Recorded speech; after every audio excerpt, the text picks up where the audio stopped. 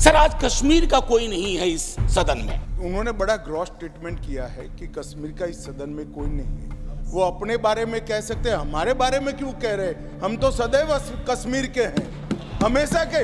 आपके बारे में वो सच हो सकता है। इस देश का कश्मीर से लेकर कन्याकुमारी और द्वारका से लेकर नॉर्थ ईस्ट तक हर व्यक्ति का कश्मीर है और हर कश्मीरी का देश है।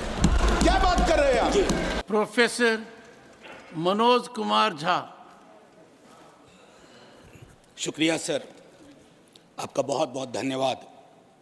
माननीय सभापति महोदय, संसदीय कार्यकाल में कुछ ऐसे क्षण आते हैं जब ये नहीं कह सकता कि मैं इसका सपोर्ट कर रहा हूँ या मैं इसका विरोध कर रहा हूँ। कई सारी चीज़ें हैं इसमें जो वेलकम इनिशिएटिव हैं, मैं मानता हूँ। बस कुछ सुझाव दूंगा क्योंकि अक्सर मैं देखता हूँ कि हमारे बीच का संवाद, माननीय सभापति महोदय, विपक्ष का अलग से कोई प्रधानमंत्री नहीं होता या विपक्ष का अलग से कोई गृह मंत्री नहीं होता। विपक्ष को भी अपनी शिकायत, अपने मुद्दे अपने प्रधानमंत्री के समक्ष, अपनी आलोचना अपने गृह मंत्री के समक्ष रखनी होगी। सर आज कश्मीर का कोई नहीं है इस सदन में। मैं था उस दिन जब नहीं सॉरी, ये नॉमिनेटेड मेंबर है। माननीय सदस्य सर अपने मैं एक सेकंड सर, उन्होंने बड़ा ग्रॉस स्टेटमेंट किया है कि कश्मीर का इस सदन में कोई नहीं है। वो अपने बारे में कह सकते हैं, हमारे बारे में क्यों कह रहे? हम तो सदैव कश्मीर के हैं, हमेशा के। आपके बारे में वो सच हो सकता है, हमारे बारे में आप कैसे स्टेटमेंट कर सकते हो भाई? आप कह दो मैं कश्मीर का नहीं हूं, कश्मीर के लिए नहीं हूं, मगर मैं इस देश का कश्मीर से लेकर कन्याकुमारी और द्वारका से लेकर नॉर्थ ईस्ट तक हर व्यक्ति का कश्मीर है और हर कश्मीरी का देश है। क्या बात कर रहे हैं आप?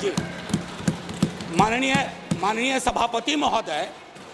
सभापति महोदय, सदन की एक व्यवस्था के तहत मैंने ये बात कही थी। वो नॉमिनेटेड मेंबर है, मैं जानता हूँ। माननीय गृह मंत्री जी ने दूसरी बात कही है। सर मैं समझ गया सर, या तो मुझे बात कहने दी जाए। मैं ये कह रहा था कि जैसे मैं बिहार से चुन के आता हूँ, उस संदर्भ में मैंने ये बात कही थी। देश तो सबका है सर, तिरंगा यहाँ कहीं किसी से छोटा नहीं है सर। मैं सिर्फ इतना कहना चाहता था। माननीय सभापति महोदय, इसमें बहुत अच्छी चीजें, जैसा मैंने शुरू में ही कहा कि विरोध के लिए विरोध करूं यह उचित नहीं है। माननीय सभापति महोदय, महत्वपूर्ण है कि जब हम ये कहते हैं कि ये नॉमिनेशन होंगे, पहले तो मैं तारीफ करूं कि अंडर प्रिविलेज्ड के बदले एक शब्द जो कि कॉन्स्टिट्यूशनली वैलिड टर्म है, अदर बैकवर्ड क्लासेस, आपने उसका इस्तेमाल किया है, तारीफ के काबिल। ये जो नॉमिनेट करने का अधिकार एलजी साहब को है आज की डेट में, कल राज्य बन जाएगा तो गवर्नर साहब होंगे। क्या ये स्टेट असेंबली को डेलीगेट नहीं होना चाहिए? और अगर करना चाहें तो on the ad and advice of, ये व्यवस्था मैं समझता हूं कि होनी चाहिए थी। तारतम्य थोड़ा टूटा है, लेकिन फिर भी मैं अपनी बात कहूं। आरक्षण को लेकर के भी हम पीस मील में करते हैं। हर सत्र में मैं देखता हूं कुछ बिल आते हैं।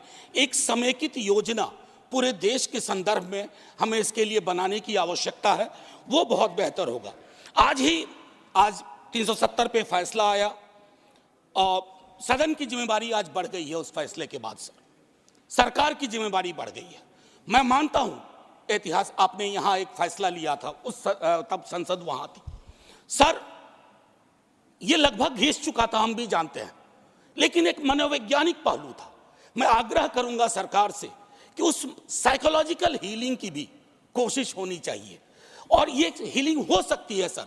मैंने कहा ना कि हिंदुस्तान का मिजाज महासागर वाला है, इसको बस तालाब ना बनाया जाए, महासागर अपने अंदर सब समाहित कर लेगा। माननीय सभापति महोदय, जो कश्मीरी घाटी में रह रहे हैं, गांव में रह रहे हैं, उनको लेकर के भी एक चिंता होनी चाहिए। बाहर हैं, उनकी चिंताएं वाकिफ है, बल्कि विवेक जी ने यह बात कहा कि बुरे से बुरे वक्त में एक बहुत बड़ी आबादी उन्हीं घरों में, गांव में, गलियों में रही, उनका एक्नॉलेजमेंट मैं समझता हूं बहुत आवश्यक है। माननीय सभापति महोदय, अंबेडकर साहब कहते थे कोऑपरेटिव फेडरलिज्म, माननीय प्रधानमंत्री जी भी कई बार उसको दोहराते हैं। सर कोऑपरेटिव फेडरलिज्म के नजरिए से देखेंगे ना तो हैंड होल्डिंग की जरूरत होती है।